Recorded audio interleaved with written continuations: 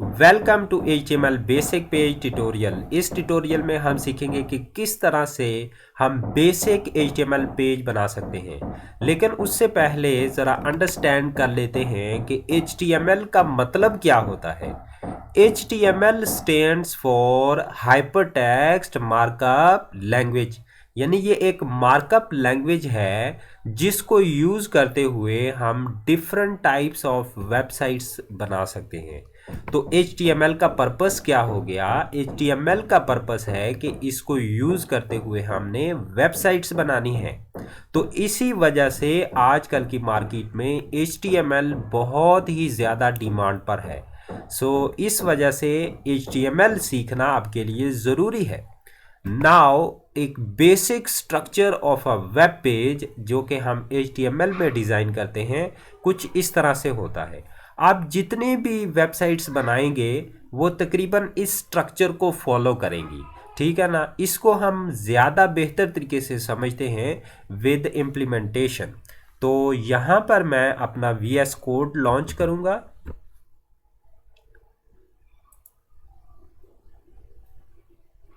तो ये देखें हमारा VS कोड यहाँ पे लॉन्च हो चुका है। इसमें कोई भी फाइल नहीं है। तो फाइल बनाने के लिए हम एक काम करते हैं, चीज़ों को ऑर्गेनाइज करते हैं। हम पहले एक फोल्डर बना लेते हैं।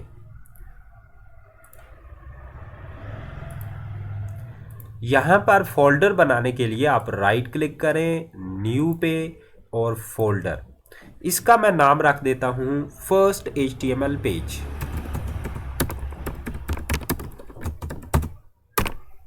Very nice. अब ये जो फोल्डर है, ये फोल्डर हमें VS कोड में यहाँ पर चाहिए। यहाँ पर हमें इसे ओपन करना है। तो इसको ओपन करने का सबसे आसान तरीका ये है कि यहाँ से आप इसे ड्रैग एंड ड्रॉप करके यहाँ पर छोड़ दें।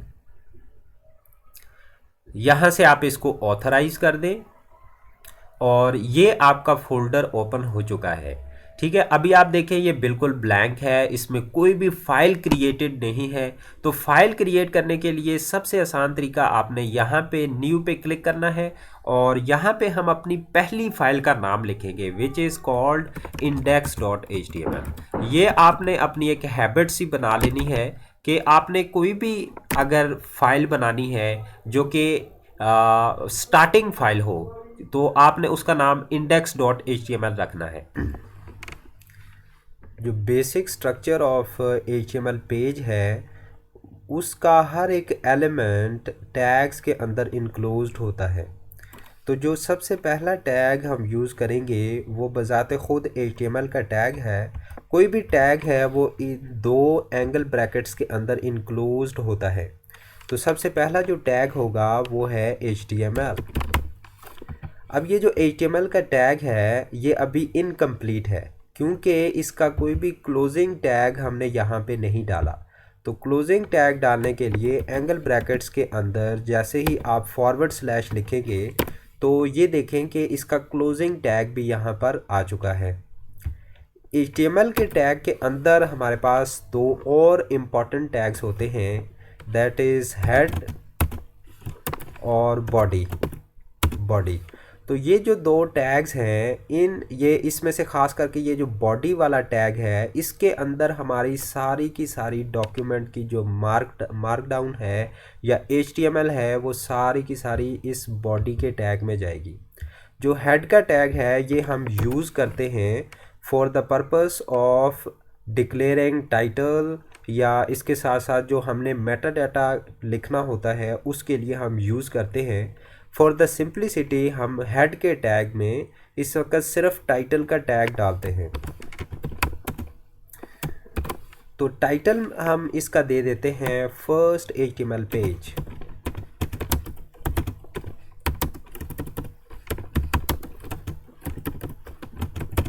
नाइस।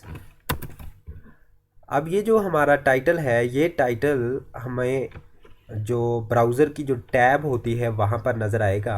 एक काम करते हैं कि यहाँ पे बॉडी में हम कुछ लिखते हैं, for example first HTML page, यहाँ पे HTML। Okay nice. अब मैंने इसको सेव किया। अब इसको हमने रन करना है या ब्राउज़र के ऊपर देखना है कि इसकी आउटपुट कैसी नज़र आती है। तो उसके लिए क्या करना है आपने, उसके लिए एक तो ओल्ड तरीका ये है, मैं आपको दोनों तरीके बता देता हूँ कि आप इसके ऊपर जैसे ही राइट क्लिक करते हैं और राइट क्लिक करने के बाद आप रिवील इन फाइल एक्सप्लोरर के ऊपर अगर आप क्लिक करें तो ये आपको डायरेक्टली लेके जाएगा जहाँ पर ये मौजूद है डायरेक्टरी में, ठीक है ना। अगर आप यहाँ पे डबल क्लिक कर देते हैं तो नाउ व्हाट विल हैपन कि ये ब्राउज़र में ओपन हो जाएगा, ये देखें।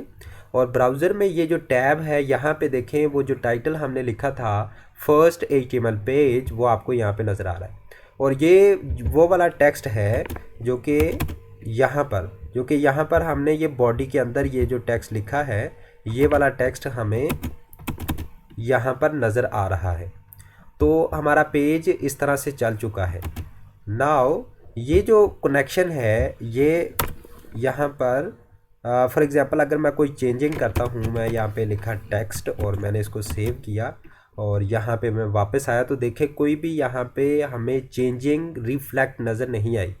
अगर यहाँ से हम रिफ़्रेश करते हैं तो देखें यहाँ पे हमें नई चेंजेस नज़र आ रही हैं। इसका मतलब ये हुआ कि हमें वहाँ पे रिफ़्रेश करना पड़ेगा। तो इस चीज़ से जान छुड़ाने के लिए आप क्या कर सकते हैं, एक एक्सटेंशन यहाँ पे इंस्टॉल करें।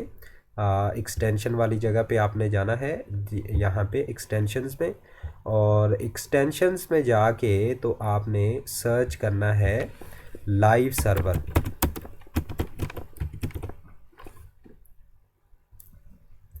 ये जो फर्स्ट आपके पास रिज़ल्ट आया है दैट इज़ लाइव सर्वर, आप देखें मैंने ये इंस्टॉल किया हुआ है तो यहाँ पे अनइंस्टॉल लिखा आ रहा है।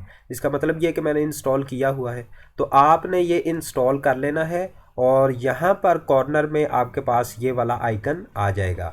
जैसे ही ये आइकन आएगा तो अब आपने क्या करना है, उस तरह से आप स्टार्ट ना करें बल्कि यहाँ पे गो लाइव पे क्लिक कर दें तो आपके पास एक लाइव सर्वर स्टार्ट हो जाएगा, जो कि क्या करेगा कि आपकी चेंजेस को देखेगा।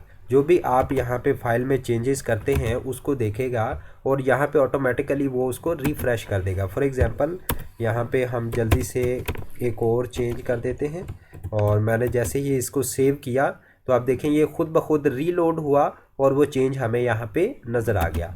Very nice. तो अब हमारा सेटअप जो है वो कंप्लीट हो चुका है। मैं यहाँ पे कॉपी पेस्ट करता हूँ कुछ चीज़ें आपको जो मैंने समझानी हैं। तो आज हम ये वाली चीज़ें यहाँ पर देखेंगे क्योंकि हमारा आज का जो लेक्चर है इसका मेन मकसद ये है कि हम HTML की बेसिक्स को समझें, जो इसमें बेसिक टैग्स हैं। फॉर एग्जांपल सबसे पहली चीज़ तो ये आ गई कि कमिट क्या होता है। ये जो आपको नज़र आ रहा है ये एक कमिट कोड है, ये सारे के सारे कमिट्स हैं। इसका मतलब ये है कि इसका कोई भी इफ़ेक्ट नहीं है, ये नहीं चलेगा। फॉर एग्जांपल मैंने सेव किया तो आप देखें ये बिल्कुल ब्लैंक यहाँ पे आपको डॉक्यूमेंट नज़र आ रहा है। ये नहीं चलेंगे, ठीक है। ये हम अपनी सहूलत के लिए लिखते हैं कमिट्स ताकि हमें कोई प्रॉब्लम ना हो।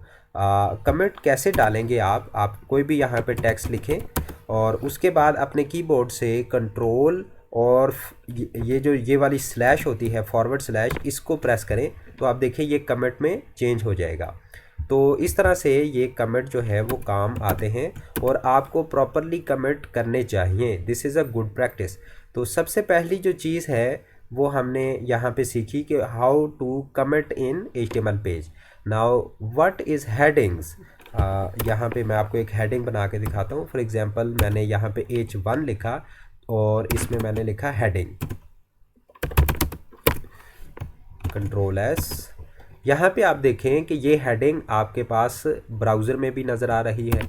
हम अपने आसानी के लिए मैं यहाँ पे लिखता हूँ हेडिंग 1 और control C control V for duplicate, और यहाँ पे अगर आप इस टैग को H2 कर दें और कंट्रोल S वापस देखें तो इसका साइज़ हेडिंग 1 की साइड से थोड़ा सा कम है। इसकी वजह क्या है कि ये जो H1 है ये सबसे बड़ा साइज़ होता है और H2, H3, H4 ये H6 तक जाता है। मैं कंट्रोल C कंट्रोल V करूं और यहाँ पे अगर हम H6 लिख दें तो इसके रिस्पेक्टिव नंबर्स को भी चेंज कर देते हैं। तो आप देखें कि यहाँ पर H1, H2 और H6 जो है वो आपको कुछ इस तरह से नज़र आएगा। एक तरीका लाइन को डुप्लीकेट करने का ये है कि आप शिफ्ट दबा के रखें और उसके साथ दबाएं alt and then down arrow, तो आप देखें ये लाइन डुप्लीकेट होती जा रही है। अब जल्दी से हम यहाँ पे इनको चेंज करते हैं। अब मैं इसको सेव करूं और यहाँ पे अगर आप इसका रिफ्लेक्ट देखें तो H1 जो हमारी हेडिंग है वो सबसे ज़्यादा परमानेंट, उसका साइज़ सबसे बड़ा है। उसके बाद H2, H3, H4, H5 और H6 का सबसे छोटा साइज़ है। इसके अलावा जो HTML में एक बहुत ही इम्पॉर्टेंट टैग होता है that is paragraph tag. Paragraph का टैग बहुत ही आसान है। आपने क्या करना है, P लिखना है और उसके बाद टैब। तो आपके पास ये दोनों, इसका ओपनिंग टैग भी और क्लोजिंग टैग वो इंटेलिजेंस खुद इंसर्ट कर देता है। अगर आप यही कोड नोटपैड में लिखेंगे तो ओपनिंग और क्लोजिंग टैग आपको खुद टाइप करना पड़ेगा। So this is the ability in VS code. अब हम पैराग्राफ में फॉर एग्जांपल मैं एक टेक्स्ट लिखता हूँ पैराग्राफ, और इसको मैंने कंट्रोल एस सेव किया। वापस देखें तो यहाँ पे जो पैराग्राफ है वो कुछ इस तरह से आपको नज़र आएगा, और आप जितने मर्ज़ी पैराग्राफ यहाँ पे बनाना चाहें आप बना सकते हैं। तो आप देखें ये हमारा पैराग्राफ का टैग हो गया। नेक्स्ट हमारे पास है कि अगर हम कोई इमेज यहाँ पे डालना चाहें अपने पेज के अंदर तो वो हम किस तरह से डालेंगे, उसके लिए हमने डालना होता है IMG का टैग। तो IMG स्टैंड्स फॉर इमेज। इसमें हमारे पास ये जो SRC है इसका मतलब है सोर्स। हमें यहाँ पे URL या लिंक देना है जहाँ पर भी हमारी इमेज पड़ी हुई है। और ये जो अल्टर वाला टैग है इसका मतलब ये है कि अगर हमारी इमेज लोड ना हुई, अगर वो उस लोकेशन पे इमेज ना पड़ी हुई तो एरर आएगा। तो एरर से बचने के लिए हम क्या कर सकते हैं, आल्ट में एक text for example no image अगर हम यहाँ पे लिखें और फाउंड, नो इमेज फाउंड, तो क्या होगा कि अगर यहाँ पर पिक्चर मौजूद हुई तो पिक्चर शो हो जाएगी, और अगर पिक्चर लोकेशन पर मौजूद ना हुई तो नो इमेज फाउंड वहाँ पर हमें शो होगा। तो जल्दी से मैं इमेज का कोई URL उठा के यहाँ पर डालता हूँ। ऑनलाइन ही सर्च कर लेते हैं।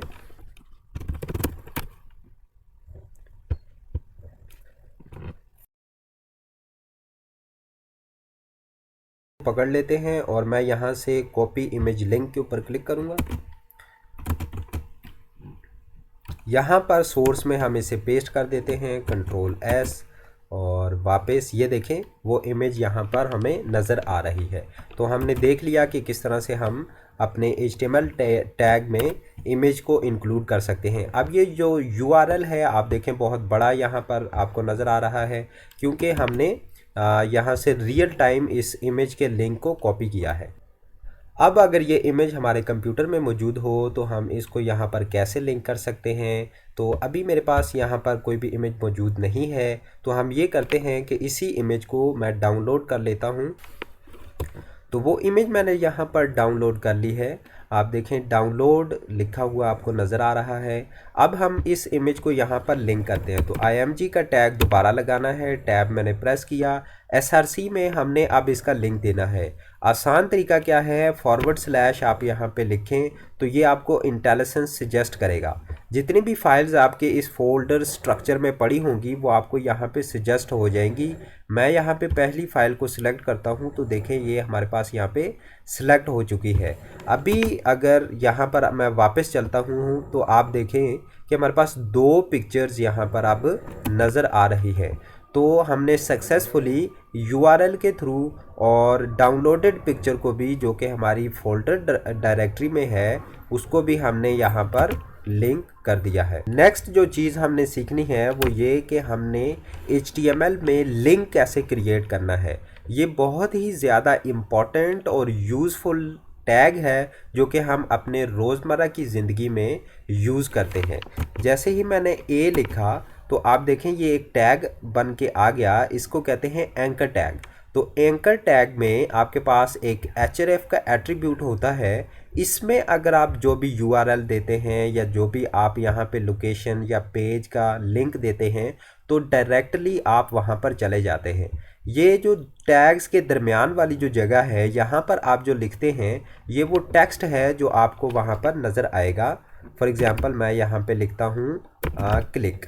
तो अगर आप इसको मैं यहाँ से सेव करूँ और वापस हम अपने पेज के ऊपर जाएं तो देखिए यहाँ पर एक हमारे पास लिंक बन के आ गया और जैसे ही हम इसके ऊपर हवर करते हैं तो ये एक लिंक की तरह का माउस आपको नज़र आ रहा है। मैंने इसके ऊपर क्लिक किया तो ये कहीं पर नहीं गया। क्योंकि हमने इसके href में अभी कोई भी लिंक नहीं दिया। यहाँ पर हम YouTube ओपन कर लेते हैं।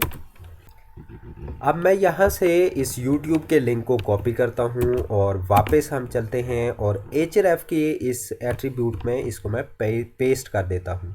अब क्या होगा, मैं इसको कंट्रोल S करूँ और वापस हम अपनी अगर वेबसाइट पे जाएं तो आप यहाँ पर गौर करें कि मैंने YouTube को क्लोज़ कर दिया और वापस जब मैं इसके ऊपर क्लिक करता हूँ तो आप देखें कि YouTube यहाँ पर लोड होगी और हम YouTube के पेज के ऊपर रीडायरेक्ट हो जाएंगे। ये देखें, हम YouTube के पेज के ऊपर रीडायरेक्ट हो चुके हैं। सक्सेसफुली एंकर टैग को भी सीख लिया है। नेक्स्ट हमारे पास आ जाती हैं लिस्ट कि फॉर एग्जांपल हमने अगर कोई चीज़ एज ए लिस्ट शो करवानी है तो वो हम कैसे करें। HTML में हमारे पास दो किस्म की लिस्ट होती हैं, ऑर्डर्ड लिस्ट और अनऑर्डर्ड लिस्ट। तो ज़्यादातर हम अनऑर्डर्ड लिस्ट यूज़ करते हैं which is stand for UL। तो UL stands for unordered list और UL के अंदर हमारे पास ये लिस्ट आइटम होती है विच इज़ कॉल्ड LI। तो LI का मतलब है लिस्ट आइटम।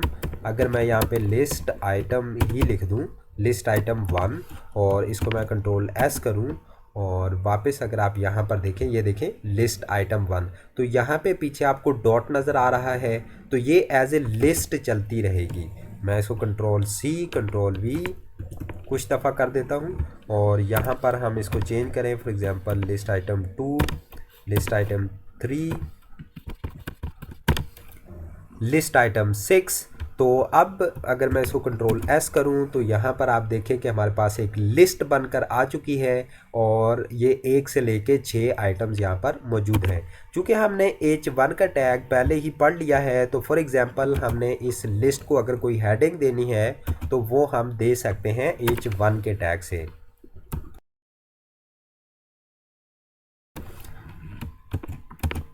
तो आप देखें कि हमने लिस्ट हेडिंग एक H1 का टैग बनाया और उसके बाद हमने लिस्ट एक UL यानी अनऑर्डर्ड लिस्ट बनाई।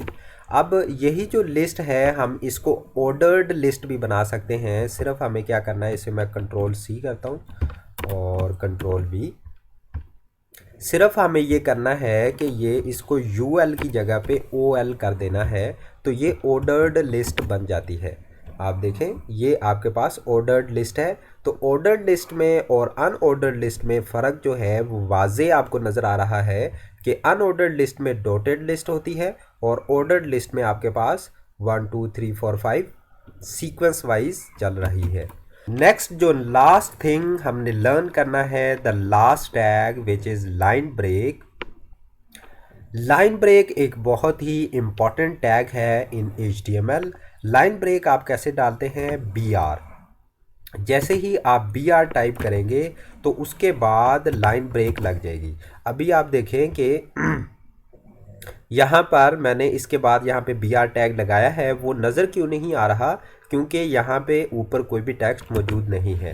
तो इसको देखने के लिए मैं क्या करता हूँ, आप देखें ये जो लिस्ट आइटम 2 है और लिस्ट आइटम 3 है, ये वाली लिस्ट आइटम 2 और लिस्ट आइटम 3, इनमें कोई भी लाइन ब्रेक नहीं है। अगर हम यहाँ पे एक स्पेस डालना चाहें इस तरह से तो वो हम कैसे करेंगे, यहाँ पर हमें BR का टैग यूज़ करना पड़ेगा। फॉर एग्जांपल मैंने इस तरह से यहाँ पे स्पेस डाली और मैं कंट्रोल S करके वापस जाऊँगा तो देखें यहाँ पे कोई भी फ़र्क आपको महसूस नहीं हुआ क्योंकि ये स्पेसेस कंसिडर नहीं होती। इसके लिए आपको BR का टैग लगाना पड़ेगा और वापस आप देखें तो यहाँ पर आपको स्पेस नज़र आ रही है। That's it for this video. हमने इस वीडियो में लिस्ट्स, हेडिंग्स और इसके अलावा paragraph tag, image tag, anchor tag और ऑर्डर्ड लिस्ट और अनऑर्डर्ड लिस्ट सीखी है। अगर फॉर एग्जांपल आप चाहते हैं कि हम किसी टॉपिक के ऊपर वीडियो बनाएं तो आप हमें वो टॉपिक भी सजेस्ट कर सकते हैं। और इसके अलावा वेब डेवलपमेंट में, प्रोग्रामिंग में, जिसमें C++ है, C# है, अगर आप इनमें भी कोई टॉपिक चाहते हैं कि जिसके ऊपर हम वीडियो बनाएं तो वो भी आप हमें सजेस्ट कर सकते हैं। कमेंट बॉक्स में लाजमी अपना सजेशन दें, हम आपके सजेशन का इंतज़ार कर रहे हैं।